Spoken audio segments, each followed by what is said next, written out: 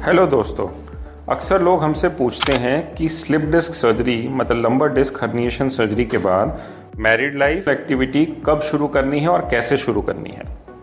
हाय, मैं हूं doctor Himanshu Tyagi, head of spine and orthopaedic surgery eight Fortis hospital, Delhi NCR. हमारे काफ़ी पेशेंट्स होते हैं जिनकी हम लंबर स्पाइन में एंडोस्कोपिक या माइक्रोस्कोपिक डिस्क सर्जरी करते हैं। वो पेशेंट्स यंग भी होते हैं और वो चाहते हैं कि जल्दी से जल्दी अब मैरिड लाइफ में वापस जाएं। तो ये वीडियो खास उन लोगों के लिए है जो स्लिप डिस्क की सर्जरी या तो करा चुके हैं या कराने वाले हैं और अपनी मैरिड लाइफ में एक्टिव हैं।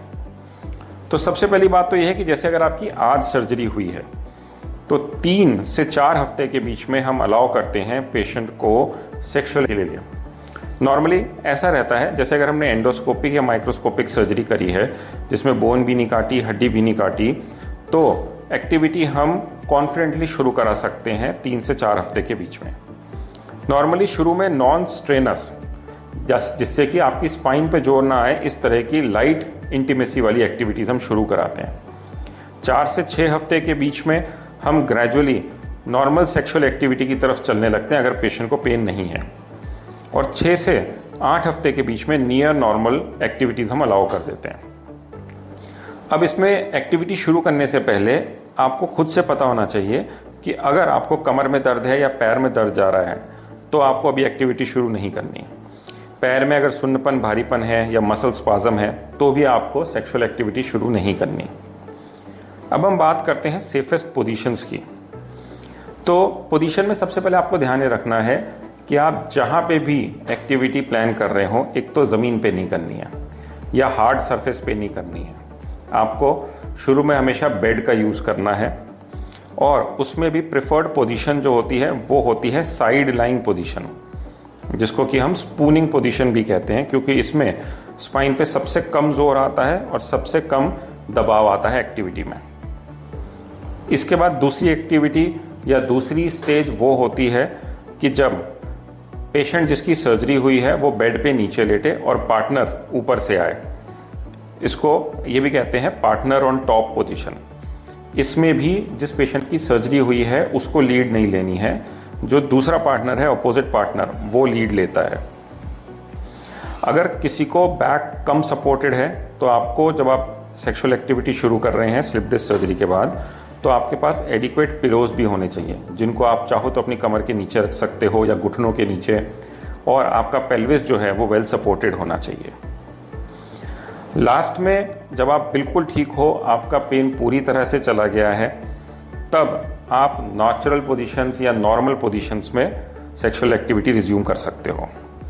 कुछ एक्टिविटीज़ या कुछ पोजीशंस जिनको हम डेफिनेटली अवॉइड करने को कहते हैं वो है कि जब आप फॉरवर्ड बेंडिंग में ज़्यादा झुक रहे हो या एक्सेसिव ट्विस्टिंग मूवमेंट आप अगर सेक्सुअल एक्टिविटी में कर रहे हो सर्जरी के बाद, वो भी अच्छा नहीं है।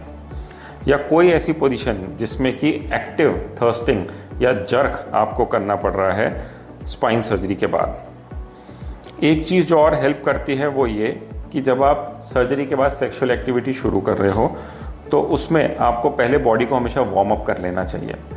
अगर आप थोड़े से वार्म अप के बाद सेक्सुअल एक्टिविटी में जाते हो तो बेटर रहता है।